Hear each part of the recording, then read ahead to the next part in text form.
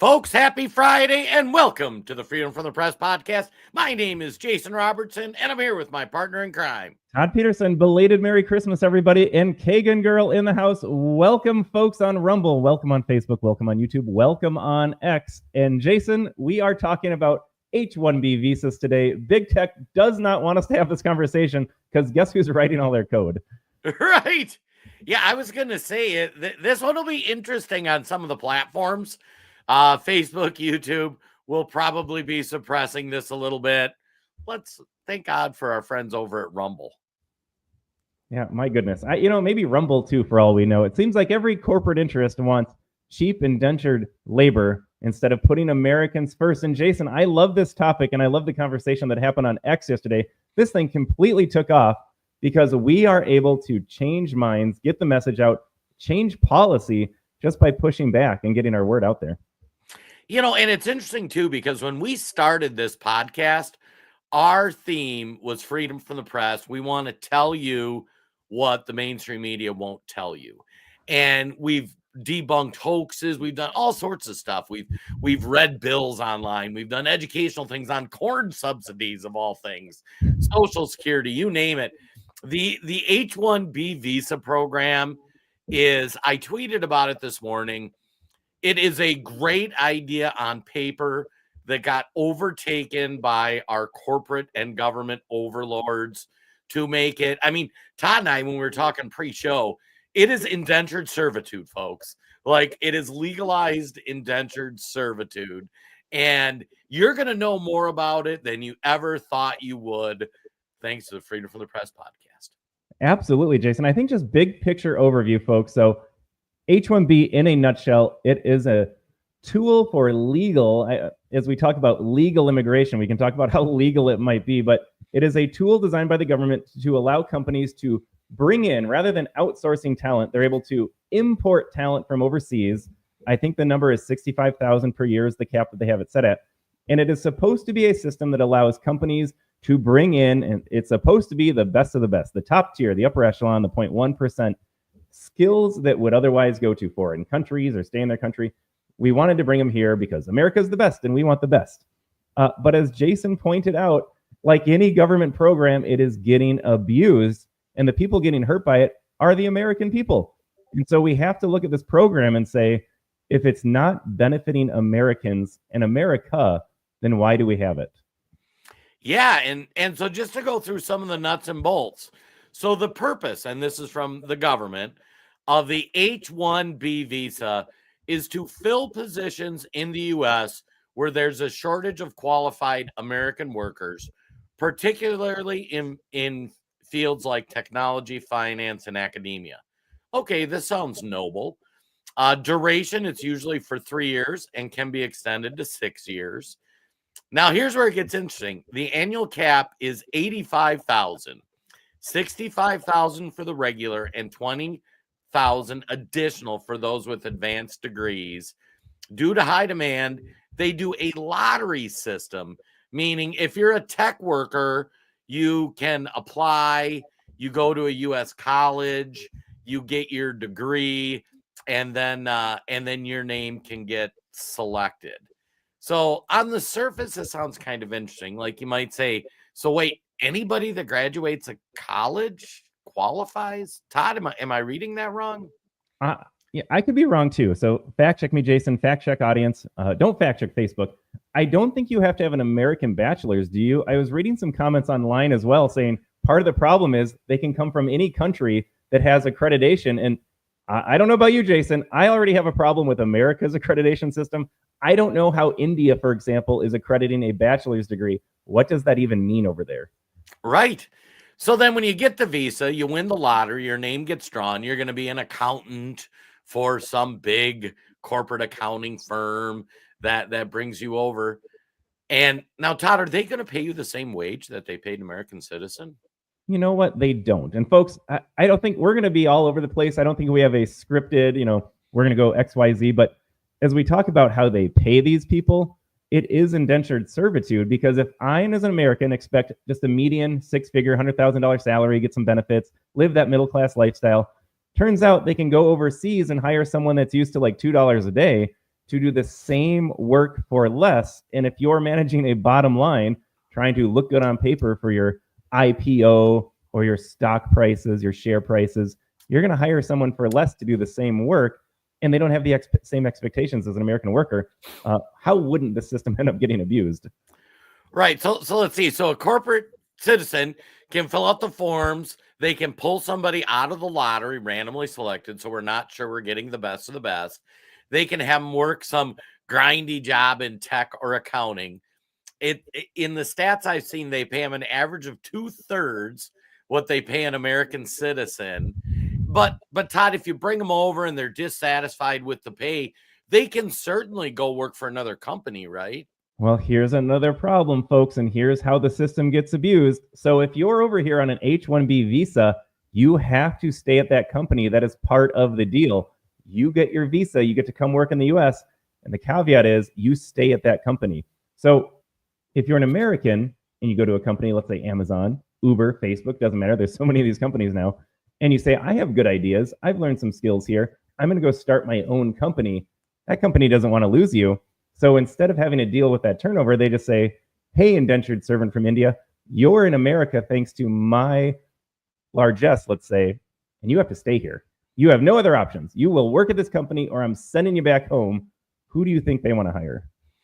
And it's funny if you think about the ramifications of this, because I tell this story. I started out in retail. I was a part-time guy in the hardware department at Sears Roebuck and Company. And as I moved up the corporate ladder, if I reached a point with my current employer where I didn't have the right opportunity or the right financial incentives, I had the freedom to go look for a new job and say, okay, I'm going to go work for this job and go do this. It would force my existing employer to pay me more. It would force the new employer, they could offer me more money. So I found, honestly, in 25 years in retail, about every 5-10 years, like I would hit a spot at a company where there just wasn't the advancement or whatever I wanted or quality of life or whatnot. And then I could move to a new company and I could lock it in. So let me get this straight, Todd. We set up a program that randomly selects people from foreign nations, like largely India. We let our large corporations in America, which nobody trusts, everybody agrees they're awful and corrupt, bring these folks over for 3 to 6 years, pay them 2/3 of what you pay an American citizen, and they can't leave, they can't shop their skills anywhere, that sort of thing. So unless they like get married or something in the 3 to 6 years they're here, which I'm sure that never gets abused, or if they have a child out of wedlock that would become a U.S. citizen, they, at the end of their 3 to 6 years, theoretically, they get sent home. Like, and what kind of employer wouldn't love being able to hire somebody for 2/3 the pay that you would an American citizen, and they can't leave, they can't quit? It's insane. I love that you brought that up, Jason. Part of the conversation that I think has been largely ignored, though, is the idea of upward mobility in America. You would jump around to different jobs. You would seek the most pay, the most benefits, whatever worked best for you. I am famous in my family for getting a new job every 2 years. I would go up the pay scale, find a new job, a new position, higher up, make more money after developing skill sets. That is the American dream.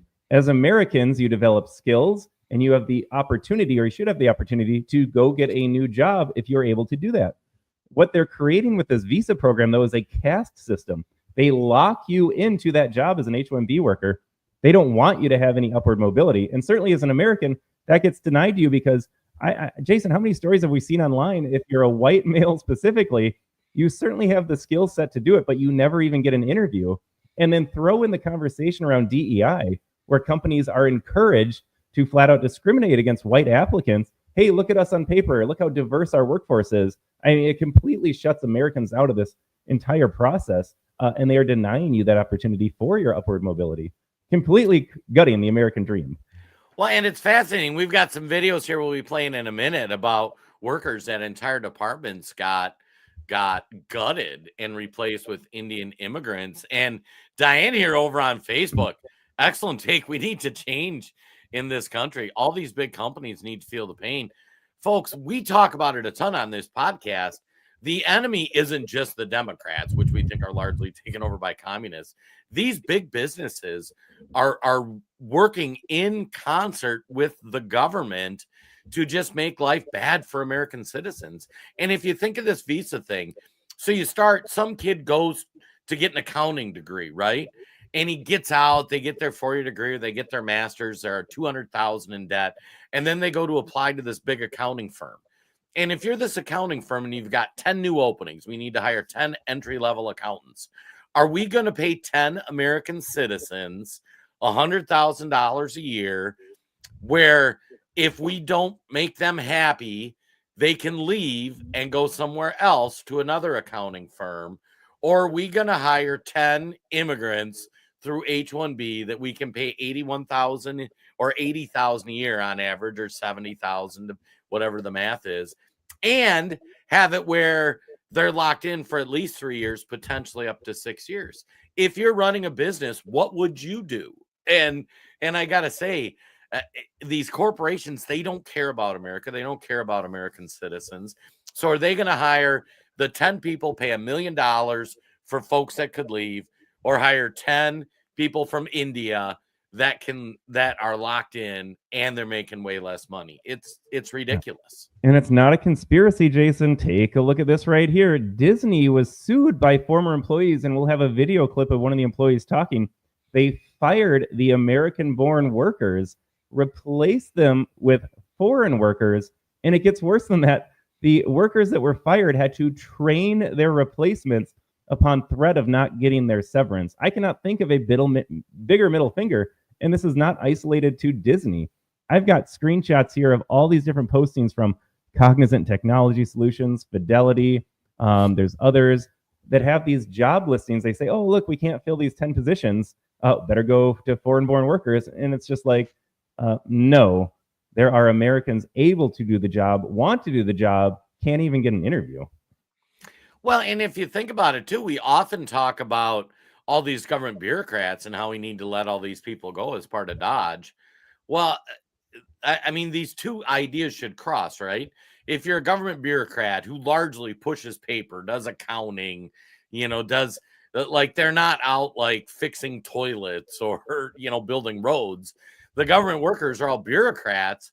These tech companies should be able to take those people, run them through some training, and retrain them to fill some of these grindy tech jobs or grindy accounting jobs, that sort of thing. What am I missing, Todd?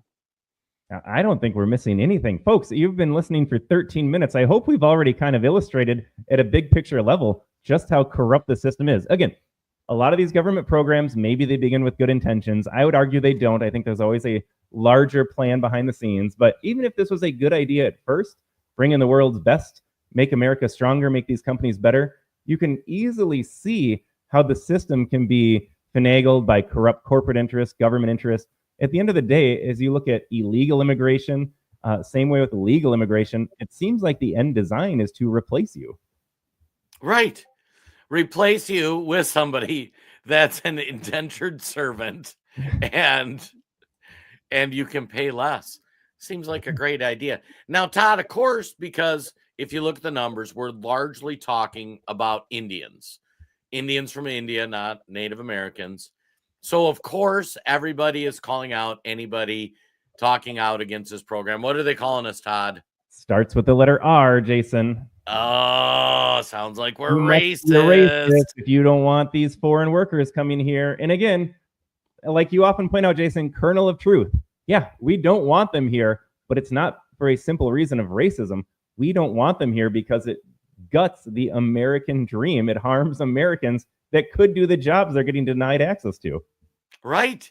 And wait till the Rumble only part, folks, because we're going to show some videos. Of course, everybody, like, India is one of those countries you don't know a lot about, and you don't really know like what conditions are like in India or what things are like. And we all know Indians, like, they seem to be nice enough people, a lot of folks seem to be pretty hardworking. And that's what's funny too. These Indians, like, I don't care if they're Indians. I don't care how they dress. I don't care how they talk. Most of them that I encounter, like, learn American ways of life. They, learn to speak the language. They go to schools. They're pretty industrious. They, it's funny that, people like to joke about them taking over like all the convenience stores. I mean, generally speaking, the Indian population is a pretty hardworking population. The problem we have has nothing to do with the Indians. The problem is they're coming here undermining the American quality of life. Absolutely. And if they came in, if they weren't indentured servants, if they actually got the same wage that Americans were, and these jobs that these corporations aren't filling aren't because they can't find somebody.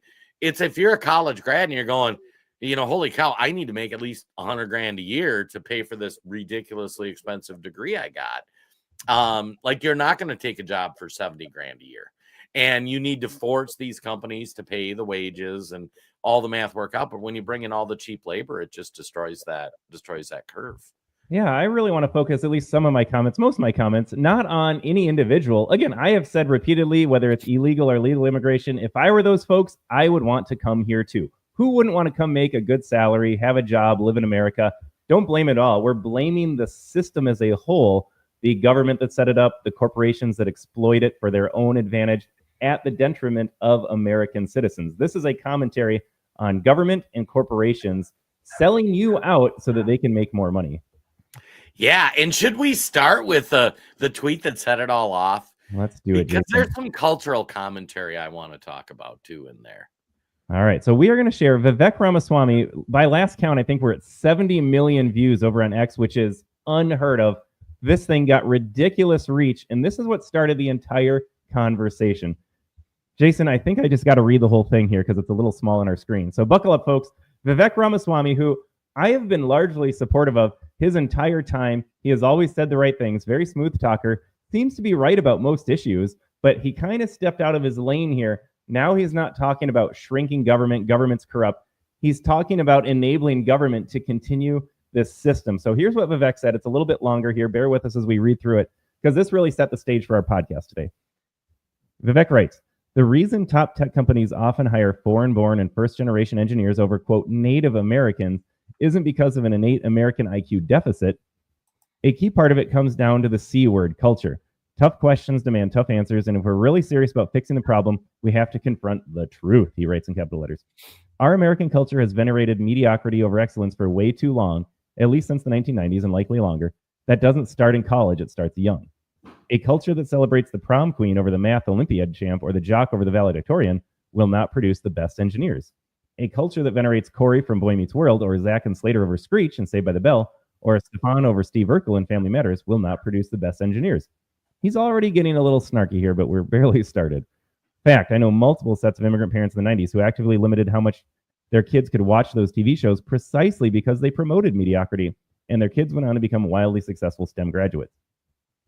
More movies like Whiplash, fewer reruns of Friends, more math tutoring, fewer sleepovers, more weekend science competitions, fewer Saturday morning cartoons, more books, less TV, more creating, less chilling, more extracurriculars, less hanging out at the mall. Most normal American parents look skeptically at those kinds of parents. More normal Americans view those kinds of kids with scorn. If you grow up aspiring to normalcy, normalcy is what you will achieve. Now close your eyes and visualize which families you knew in the 90s, or even now, who raise their kids according to one model versus the other. Be brutally honest. Normalcy doesn't cut it in the hyper-competitive global market for tech talent. And if we pretend like it does, we'll have our A's handed to us by China. This can be our Sputnik moment. We've awakened from slumber before, and we can do it again. Trump's election hopefully marks the beginning of a new golden era in America, but only if our culture fully wakes up. A culture that once again prioritizes achievement over normalcy, excellence over mediocrity, nerdiness over conformity, hard work over laziness. That's the work we have cut out for us, rather than wallowing in victimhood and just wishing or legislating alternative hiring practices into existence. I'm confident we can do it. So there it is, folks. Todd, what do you think? I think Vivek misses the entire point. How about you?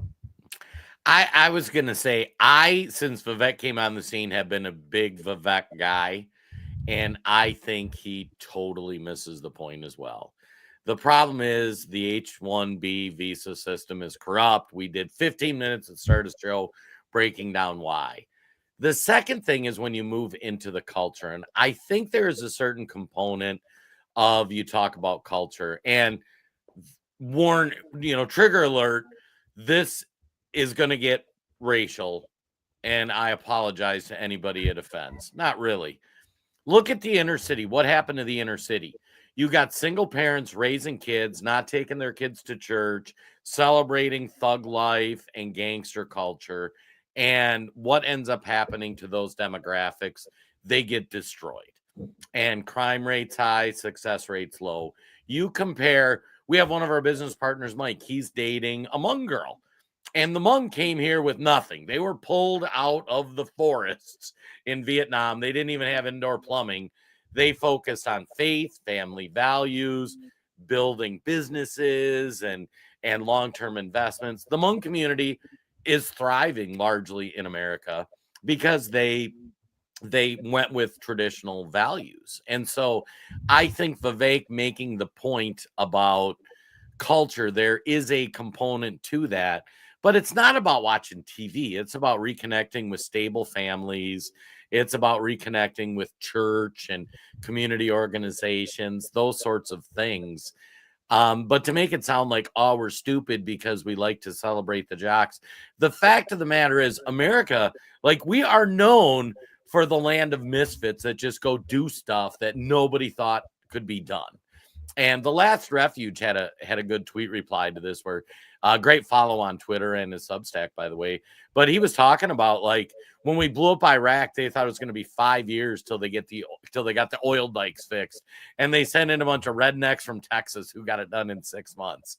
And all over the world, you have these elitists who look at their studies and they got their PhD and say, "Oh, this is going to take 5 years." Meanwhile, you get a bunch of idiots that just Americans that don't know no better just show up and rock it out. I'll look at our business. Like me, Todd, Will, Mike, Ellis, like, we're all a bunch of hillbillies. You know what I mean? Like, Todd's the most educated, or no, Will, I guess now is the most educated. Well, we're like 5 guys with a dream. And now we've built $1 million business that creates great content, does great things. Like, nobody thought that was possible. And we did it because we didn't accept that limitation. Like, Americans are ingenuitive. We do things people don't think you can do. You don't need to be some elitist snob to do that. Oh, I was so disappointed. Very disappointed. And you know what? I will say this. I don't necessarily agree with some of Vivek's assertions here. But again, he misses the point in the larger conversation about the corrupt system that it enables and how it harms Americans. Like, that is what we are talking about. Is it true that kids are glued to screens too much? Is it true that our government school systems are failing kids on purpose and parents still send them there anyways because they just want a free babysitter? Like, those are all true things. Those can be true, Vivek, but it misses the larger point that the system is designed to harm Americans. And yeah, some kids watch Saturday morning cartoons. I did. I think I turned out okay. Just because you watch Saturday morning cartoons doesn't negate your life to one of misery and poverty. And all the comments said as much. They're just like, what are you trying to say, Vivek, that we're not capable of anything? Like, have you seen America's past? Like, Americans have done okay for themselves before the advent of the H-1B program. There are Americans out there that have gone to school, developed skills, are able to fill these positions. And we highlighted Disney. We'll still play the Disney video. And there are other companies out there that refuse to give them a chance. That's the point. I don't care what those kids did. If they have an adult skill set ready to work and want to work and they get denied the opportunity by these companies, that is the problem in front of us. Sure, let's fix our culture. There's tons of cultural issues.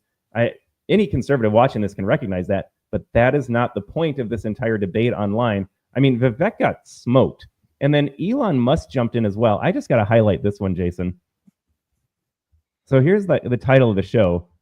Elon Musk, excuse me, I got dealing with a head cold. Elon Musk is saying anyone that disagrees with his position is a subtard. Like, he was starting to call people names for saying, I have a problem with the H-1B visa program. Vivek and Elon took a different route. They went up against MAGA Americans and they got throttled for it. Yeah, and I got to say, too, this is one of the issues the America First MAGA movement is going to have. And so just be ready for it, folks.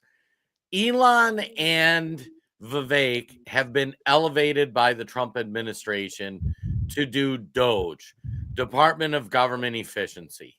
They are not brought on to weigh in on different immigration policies. if we wanted them to weigh in on immigration policies, that's what we do. And the fact of the matter is, this is my biggest issue too I have with Vivek. Your job, from what I understand, directly, indirectly, whatever you want to call it, is talking about government efficiency. How do you not bring up that let's take these displaced government workers and let's backfill these H-1B positions with them? Like, there's got to be skill set overlap, and then you're actually forced to pay American citizens a wage. Like that's your job now. And you're going to see this. You'll see this with like RFK Jr., we want you to fix our food supply. That's it. I don't need to know what you think about gun control. I don't really care about your opinion on other things. You're hired to do this thing. Please do that.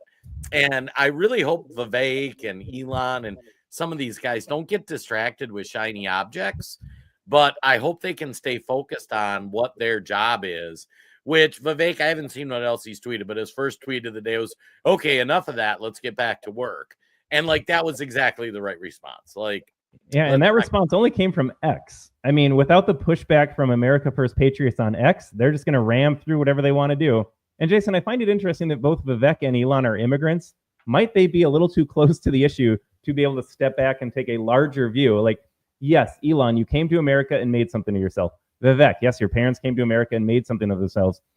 There's a carve out for the top 0.0001% of immigrants.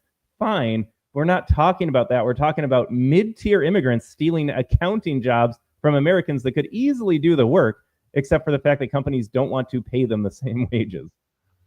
Yeah, and Tom actually brings up a great point. Gen Zs typically don't want to work. That's why employers hire Mexican and many other cultures. You know, it brings up a bigger issue too, which is kind of like that we're too soft on citizens. And I got into this last week with some folks on the Twitter where they were talking about, I believe part of what makes you a successful human being is dealing with obstacles and learning to overcome. Like, my kids are, you know, my wife and I, my stepkids, like, we want them to work hard and have to overcome obstacles, not because we want them to struggle, because I struggle too, because that's just life. And you're not always going to be there to pick them up and wipe their butts and that kind of thing. At some point, they got to learn to do it themselves. And the sooner people understand that, the better they are in life. But if you think back in the education program, like, we make it too easy to graduate from school. We don't make them learn skills. I mean, I remember my stepson, he was failing, and we're like, can we hold him back a grade? And this was like 8 years ago. And they're like, no, we don't do that anymore. I'm like, you can't even make them repeat 7th grade. They're like, nope, that's not a thing. And to me, that, like, we made, like, we're just creating this funnel of people without teaching them expectations. Then they go to college, they get unlimited school loans. They keep making college easier and easier and easier. And I mean, we went to the meeting with the Our Country, Our Choice people. There was this young gal, 18 years old, that was homeschooled and had a 4-year college degree. And I mean, like, brightest kid ever. My own son, he graduated from high school with a 2-year degree, and now 2 years out of school, he's going to have a 4-year degree. And believe me, it wasn't like he was grinding to get it. He worked hard, don't get me wrong, but it's not like it was the most insurmountable challenge ever. But you take it easy on people, you give them unlimited safety nets when they get out on their own. And yeah, that's why they don't want to work. And to Tom's comment about Gen Z, I moved out of my folks' house. I was 17 going on 18. And it's like, I need to work my butt off to pay my rent and buy food and beer at the time. Beer was probably the most important, but but it was like, if I don't get up, drag my butt to work, do really good, like, I'm not going to be able to pay for these things. And, we've got 28-year-old kids out there living in mommy's basement that don't even understand that reality. And it just drives me bananas.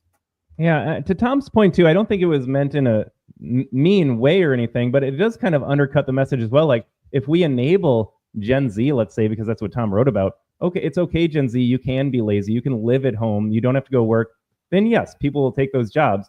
But if we take the immigrants out of the equation, now guess what? And you take away the support of some kids, like, you have to go work too. They can all be a Jason. All of these kids are capable of being a Jason. getting out of your home, going to work, providing for yourself. But our government in its nanny state, its ever-present nanny state, it's like, that's okay, guys. We'll just have an immigrant do this. We'll have an immigrant code. We'll have an immigrant pick lettuce. No, at some point, Americans can do it. We need to give them a chance to do it. Right.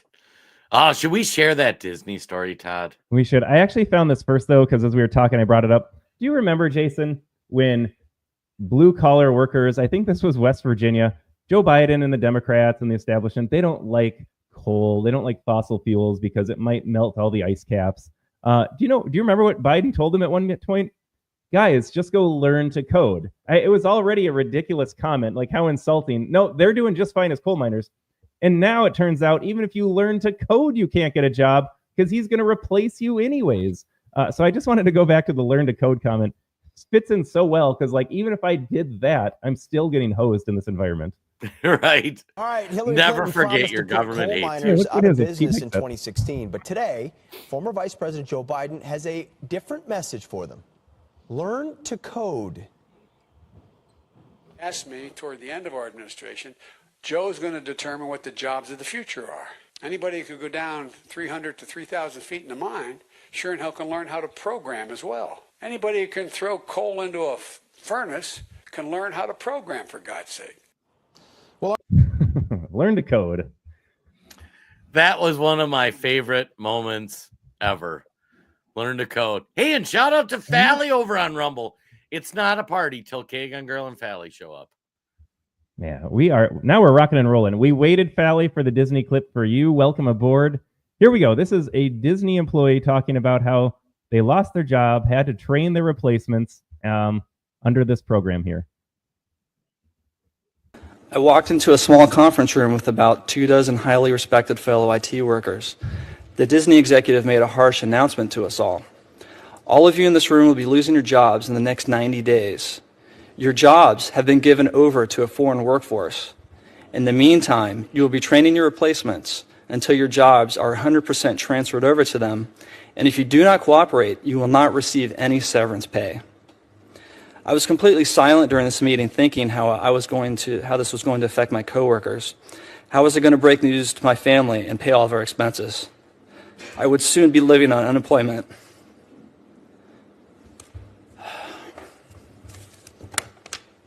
Later that same day, I clearly remember going to the local church pumpkin sale and having to tell the kids I couldn't buy any that year because my job was being turned over to a foreign worker.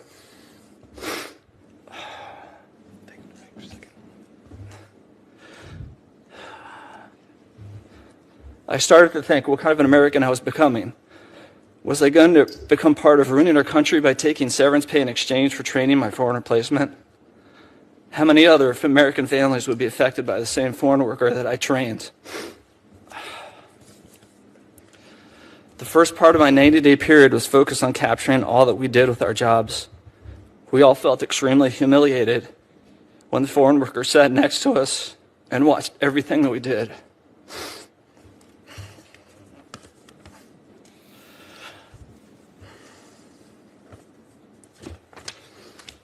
The final period of the 90 days was the most disgraceful and demoralizing, as we had to watch the foreign workers completely take over our jobs. And we came to grips that the upcoming Disney jobs promise didn't exist. Then finally, on January 31st of 2015, we were ordered to turn in our company badges, laptops, and then ushered out the door. How can it be that everybody that hears these stories about Disney and the like, from the barbers to the bankers, are completely shocked? Yet our lawmakers continue to debate the topic and take no action. The reason that more affected IT workers don't come out into the public is twofold. And that is why most lawmakers mostly hear from the tech giants and are very rarely heard from the displaced American workers who will disclose themselves publicly. That is so hard to listen to. Well, and this is exactly what we've been talking about. And for those joining late, like, go listen to the first 15 minutes of the podcast and say, like, this program, these corporations, Disney and all these other large corporations, they hate you. They hate what you stand for. They do not want to pay you a living wage. They want you to be a slave. So in this guy's case, Disney looks at him and his other IT folks and says, okay, do I want to keep these however many Americans here, or do I want to bring in these foreign workers, pay them 70% of what I pay these guys, and essentially have them on a 3-year indentured servitude contract? We've created an environment where American citizens like this poor man and his family and all his co-workers are getting plundered, and it's a joint venture between the government and the corporate oligarchs. And that's where Vivek and Elon are completely missing the mark on this, in my opinion. Absolutely. And I used to say before this conversation took off, I was fine with corporate tax breaks. Number one, corporations pass on their tax, any additional taxes to you, the consumer. They're an American company. They're employing Americans. But when you think about corporate tax breaks, Disney gets all of its special privileges down in Florida to screw you over. And so I'm fine keeping those tax breaks, but you have to hire Americans and employ Americans. Otherwise, no more tax breaks. Like, imagine this man's taxes subsidizing Disney so that they can replace his job and make him go through that humiliating process of training in his replacement. Jason, we got a comment from Ann as well. Similar story. We were outsourced, had to train in our replacements. And this blows my mind, who are also union workers represented by the same union and same district, but paid less. Yep. Yeah. How many stories like this? It's funny because one thing I tell the kids, so, I mean, personal story, my dad worked at the same company for, I'll have the years wrong, 47 years. And my dad had this extreme loyalty to the corporation he worked for. And I drove him nuts because I'm like, Dad, that corporation doesn't give two craps about you. Because every like 5-7 years, I'd be like, okay, I'm going to go work here. Now I'm going to go work there. And he's like, oh, why? Like, and I'm like, this whole ethos that your company loves you and you're a valued member of the team. I'm like, it's crap. My dad last Christmas, so like 13 months ago, like the week of Christmas, got let go after 40 some years with the company. And he just he lost a step. He wasn't as productive as he had been, and he was having some health problems. So they got rid of him. These companies don't care about you folks. And I mean, it's the most absurd thing ever. And now we've created legal indentured servitude for these same companies that hate you. Yep. Della hits the nail on the head, summarizes our show. All major corporations are hiring immigrants to save $1. Yeah, absolutely. Absolutely. And it affects this man that we played the video, fired from Disney, countless Americans. Jason, I don't know. I got a few other videos, but I got just some other stories from X here that I think are powerful enough to read, unless you want to take it in a different direction. No, go for it. All right, let me set this up here, folks. I'm going to share our screen here. Some of these conversations, again, X, for all the nonsense about social media is making us dumber. There are a lot of good conversations happening over on X. I'm going to read this one here. This is from Brown Age Pervert. Many tech types have gotten used to offering startup-like lifestyle and work hours without startup-like benefits or prospects. I've had friends who worked 100 hours per week on their own startups with their own friends because they looked forward to selling their companies for tens of millions and cashing out, which they did. It looks like many tech firms, Amazon famously, wants to reproduce this culture, but for wage employees with no prospects of $1 million cash out. To make up for this, they try to adopt the aura of a guru and have gotten used to hectoring and bullying people with cynical, self-serving, selective appeals to tradition or manliness. Very smart way to say what we've been talking about. They love especially H-1B and temporary migrants because their status in the USA and visa depends on the employer's goodwill, so it's essentially a kind of indentured servitude.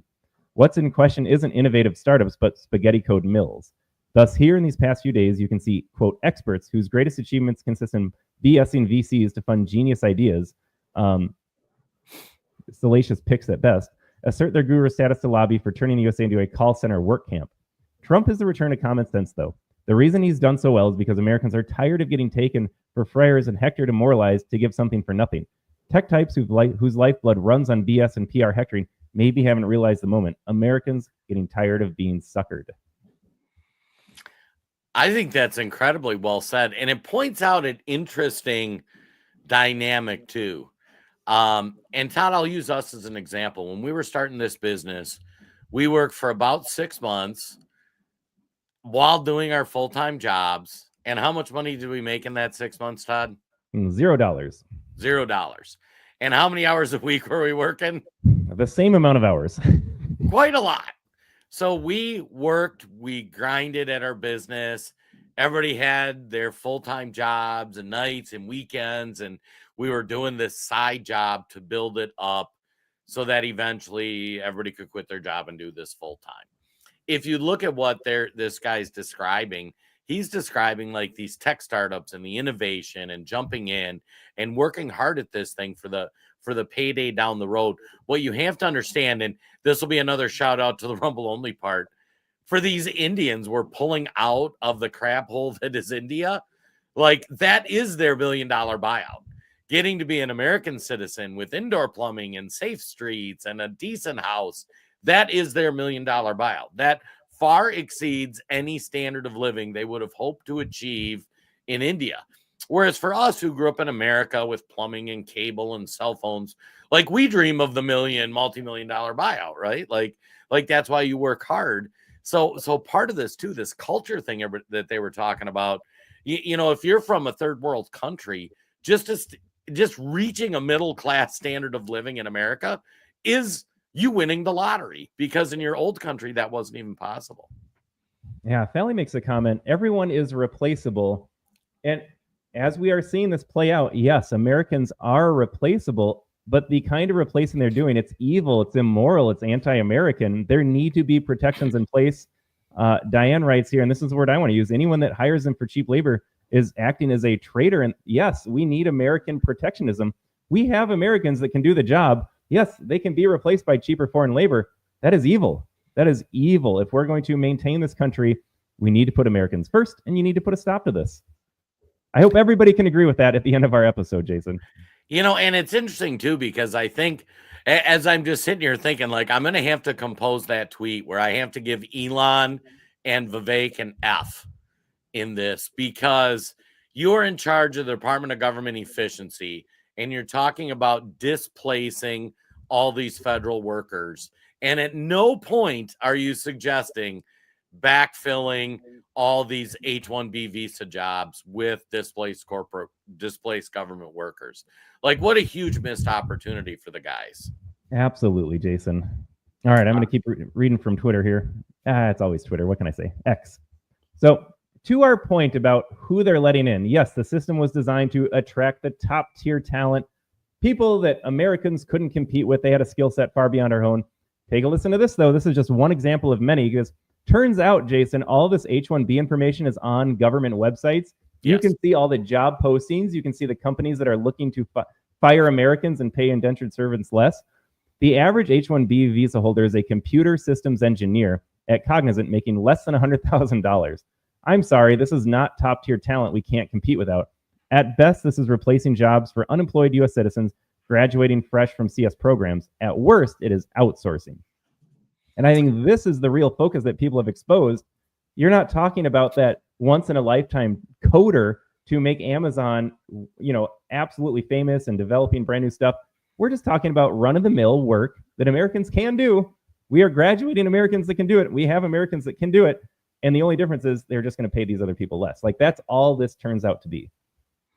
Yeah, and I got to say, that's one of my favorite parts of the whole H-1B visa thing, because Todd and I are guys that go read the source material, go on the government website, cover the official documentation. And where we used to have to get this information from the media, more people in this case are like, hey, wait a second.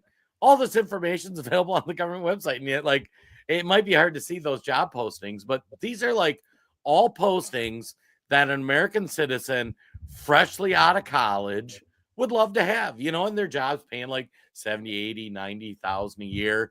I mean, they should be paying probably over 100,000 a year, which they're not having to, because they're going to bring in.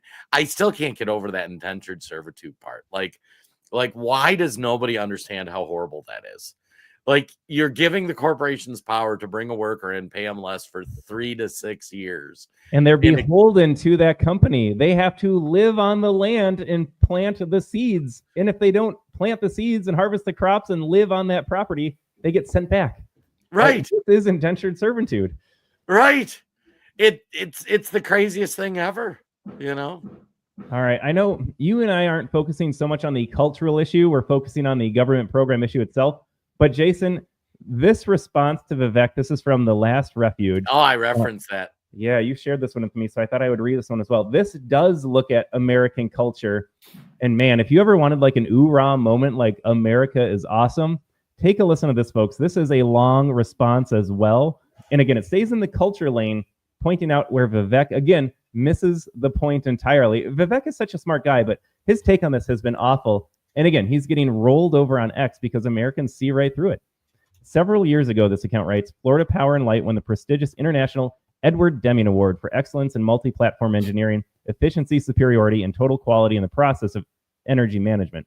However, the scruffy rednecks did not blow every PhD intellectual out of the water with slide rules, CAD programs, articulated and quantified quality improvement processes, and engineering acumen. They did it with hard hats and dirty fingernails. Because they lost the award, the jaw-gape Japanese spent 6 months visiting and reviewing FPL and later published a 1,000-page study essentially saying FPL wasn't really good. They were just lucky. You see, the reviewers couldn't actually quantify the reason why the Florida-based energy company was so successful. In response, the FPL field leadership laughed, took out magic markers, and wrote on the back of their hard hats, "We're not good, we're rucky." I hope Facebook doesn't hate that comment there. A few years later, every single Kuwaiti oil field was blown up by Saddam Hussein. Global analysts and think tanks proclaimed it would take 5 years to cap them all off and restart the Kuwait oil pumping industry.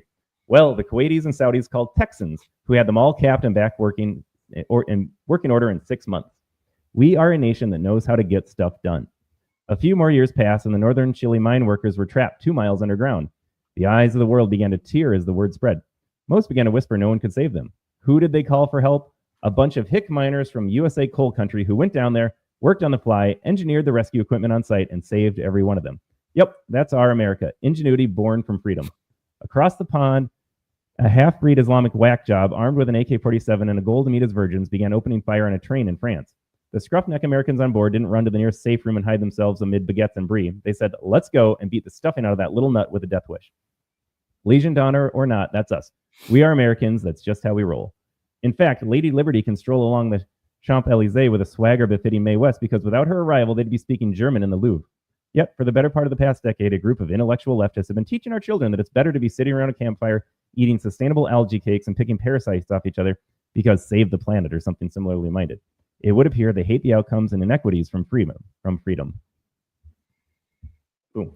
You know, I love that breakdown that The Last Refuge gives, and it's interesting. I've been talking about the bathroom remodel. It's like the never-ending project in my house, and talking to Scott Willett, who's the construction guy I used. I'm like, well, you know, what's your secret? And his secret was, we just have a good attitude and we make it work. And I'm like, what do you mean, Scott? And he's like, we're going into houses. Like my house was built in like 85. We're doing a remodel. This stuff's all 40 years old now. The codes have changed. It might or might not have been good construction. And we make it work. And we build a project that our customer's going to like. Every example The Last Refuge gives is Americans who have less than optimum scenarios, and they just dig in and figure out a way to make it work. And that's part of the thing that you can't quantify on a test. We like these academics always have to have charts and graphs and all that thing. But if you think about it, how many times in your life has it been like, no, we're just going to put our head down, let's plow through this and let's make this happen? And that's the American spirit. Like, we don't get tied up, and that's why the government sucks. They get tied up in bureaucracy and my productivity chart says this, instead of just getting down and doing the work, you know? Yeah, it is just bonkers. And, you know, Elon is a smart guy. Vivek's a smart guy. I see some people supporting what he's saying here. I'm going to read this comment here from Colin Rugg because he takes the side of Elon Musk in this case. The "we support legal immigration, just not illegal immigration" crowd doesn't want the top 0.1% of foreigners to immigrate and contribute to the U.S. to make it make sense. And Colin's a smart guy. He has a big presence in X, but he misses the point as well. Here, I'll share that comment there. Because Elon Musk, again, kind of deriding the American populace here. The immigration hot button topic is the biggest Dunning-Kruger effect situation I've ever seen. No, it's not. Americans don't need PhDs. They don't need a long resume of credentials. They can look around and say, I'm getting hosed in this environment. I see corruption between corporate interest and government. I don't need to be an expert on anything to just wake up and see what is happening to my job, my kids' job prospects that just graduated college. And again, to focus on the 0.1%, we are not talking about the 0.1% of top world talent. We are talking about a system that allows nearly 100,000 foreign workers every year to come to the United States and replace American workers. That's it. That is it. We don't need to overcomplicate this system. We don't need to overcomplicate the conversation. I'm not talking about the top tier. They're always going to come here. They'll always find work. We're talking about the mid-tier foreign workers that shouldn't be here. Yeah, I want to cap all immigration, Jason. That's where I'm at. Build a wall at the border for illegals, but destroy this H-1B system that allows foreigners to come here and replace hardworking Americans. Right. And to understand how this system came about, it is an unholy marriage of a corrupt government and corrupt politicians. And those two met, and this is where they gave birth to the H-1B. And like I say, the H-1B, like the folks Colin was talking about, 100% support. Yeah. You're super smart. You're super good. You're the next Elon Musk. Come to the country. We want welcome to America. But if you're some grindy entry-level coder dude who is going to do a job for less than what an American's going to do, no, you can stay in India. That's just and the number at 85,000, 65,000 right off the top, the exceptions for another 20, that's too much. Let's cap it at 5,000, 10,000. If that is truly the world's best and they're not replicable in America, fine, bring them over here. No one's complaining about that. They're talking about the larger system. Jason, I sometimes don't wonder why this was so hard to understand. Not talking about the top 5,000 people that could come here every year. We're talking about everybody else. And we just played the Disney video of someone that went through training a lesser person to take over his job. We're talking about those folks that don't need to be here. Yeah, and I got to weigh in too on Michael Carl. Wait, Trump supporters thought he was planning to work for MAGA and not the billionaires. Seriously? Dear MAGA, he wants to get rid of the FDIC, bank regulators, the very people who protect your 401ks, pensions, savings from corporate raiders, billionaire hedge funds, Wall Street banks, and you thought he was working for you. Michael, I'm going to talk to you directly. One, thanks for watching the Freedom from the Press podcast. The fact that you call you MAGA means you probably voted for Kamala Harris.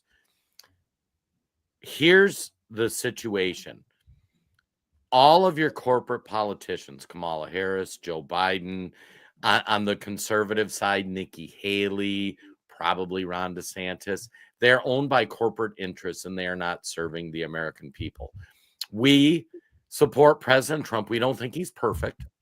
We don't think everything he does is great, but he is the only one standing up for the American citizen. Your Democrat Party that you supported for was taken over in the last 20, 30, 50 years by the same corporate interests that took over the Republican Party. And you fostering that division between MAGA and you. Oh, look, Kamala Harris is going to protect me. No, she's not. Nancy Pelosi is not going to protect you. Chuck Schumer is not going to protect you. Like, you need to understand, attacking MAGA supporters, you're a retard. Like, if you truly want what's best for the American people, you will join us in finding solutions. And that's why we do podcasts like this, to reach people like you. We think there's Democrat normies out there who are not fully brainwashed, who we can say, wait a second, once we realize the corporate Democrat Party is just as corrupt as a corporate Republican Party, maybe we can unite with these other American citizens who feel the same way. We sent President Trump to DC to break it, to disrupt that corrupt government that is ruining America. And we appreciate you watching, but please join the movement and quit being an a-hole. Yeah, Jason, I got to go after Michael as well. And again, Michael, thank you for watching. I mean this with the best intentions. We want you to wake up. If you're not MAGA, then I don't understand your mindset here. And this is always my response to comments like this. Oh, you know, corporate raiders, billionaire hedge funds, Wall Street bankers. Even if that were true, I'm going to accept your premise, Michael. In what world would have Kamala Harris as president made this better? Like, even if Trump is not perfect and you think this is a problem, you voted for Kamala Harris, who would have made this far worse and enabled far worse things to continue. So you can't lecture MAGA and say, oh, you guys had the wool over your eyes because Donald Trump's going to cozy up to them. Like, Kamala Harris already did that. Like, if this is a problem to you and you voted for Kamala Harris, like, I truly don't understand your thought process. You can't say this is all bad and then vote for Kamala Harris. Well, I think he can, and if I had to guess, I think he would.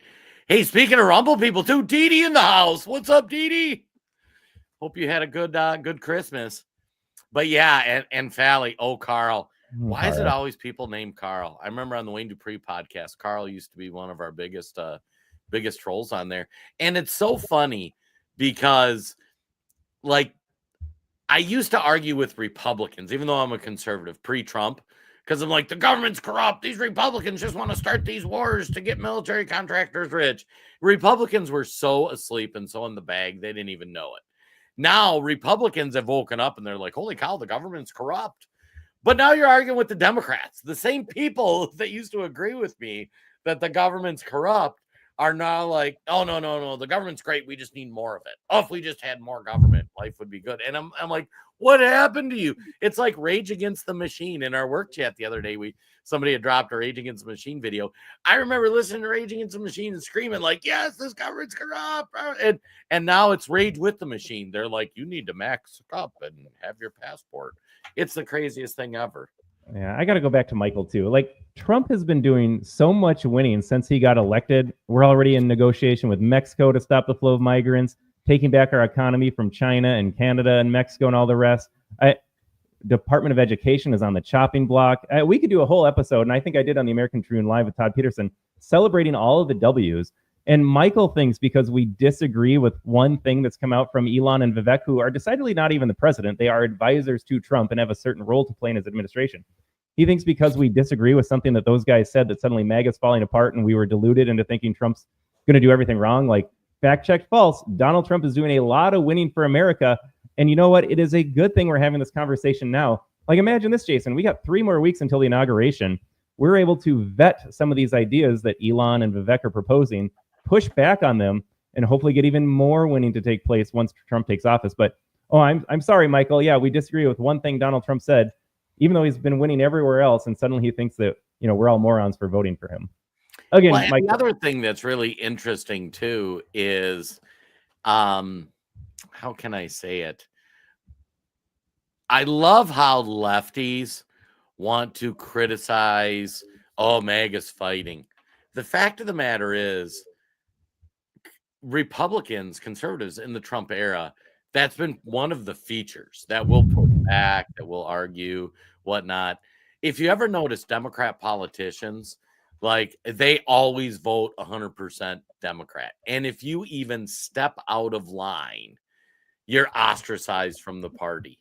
And you'd think Democrats at some point would go, it's kind of unusual. Every vote the Democrats have taken this year, they all voted 100% the same way. And the people in charge of the Democrat Party are controlled by big money donors. It's the Nancy Pelosi's of the world and whatnot. Perhaps there is some corruption in the Democrat Party. Like, you'd think they would go 1 + 1 is 2, maybe not. Yeah, and I did a comment on a video yesterday, Jason. I was trying to find it here while we were talking because some idiot on CNN was trying to make the case that, Democrats have all this infighting and now MAGA looks like the Democrat Party because you have dissension among the Republicans and the MAGA movement. It's like, where have you been? Like, ever since Donald Trump came down the escalator, there has been fighting because on one hand, you have the bought out establishment Republicans trying to retain control in DC against the America First movement. Like, that's all we've been doing. Where have they been with Mitch McConnell, Paul Ryan, John Boehner, Lisa Murkowski, all of these morons, Dan Crenshaw, trying to push back against the America First movement? But yeah, this is suddenly our first time with an infight, and Democrats have always been doing this. Yeah, it was funny on the Wayne Dupree podcast I'm on during the week. We had Cenk Uygur on, and that was my pushback to Cenk. Like, Cenk, you guys are all a bunch of wusses. Like, we overthrew our establishment. We got Donald Trump elected twice. Like, what have you lefties done? Like, you're still the servants of corporate donors. Bernie took the knee and took the book deal, and you guys still support Bernie. He didn't even come out and speak out against the crappy deal. Like, I don't want to hear from any of you lefties till you overthrow your corporate overlords. Yeah, we chose Donald Trump through a primary system. How did you guys end up on Kamala Harris? And Right. you just did what you were told. Yep, I'm going to go vote for Kamala Harris. Didn't want her in the primary, didn't want her in 2020, didn't like her as vice president, but she's the savior now because that's what CNN told me, and I got to vote for her. It is Michael ridiculous. Taro. God, What, where do what- we end the Facebook YouTube portion of this before we take a tour of India? I have got a Donald Trump speech here. Let me see if we can pull this out. That's a good For decades, this company has served the needs of American workers. It's time we had a federal government that does the same. The Buy and Hire American order I'm about to sign will help protect workers and students like those of you in the audience today.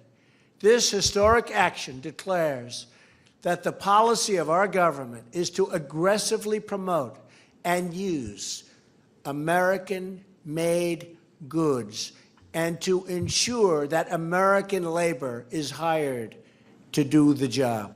Right now, widespread abuse in our immigration system is allowing American workers of all backgrounds to be replaced by workers brought in from other countries to fill the same job for sometimes less pay.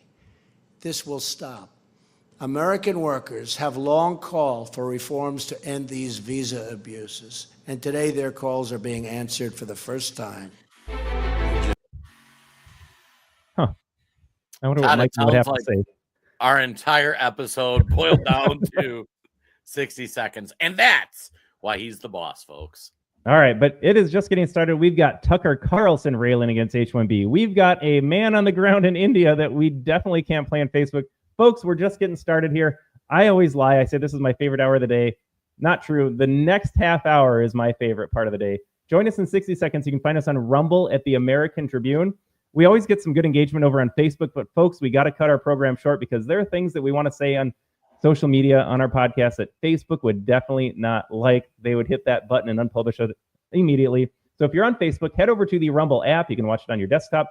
Search out the American Tribune. You're going to find our stream going live and well here.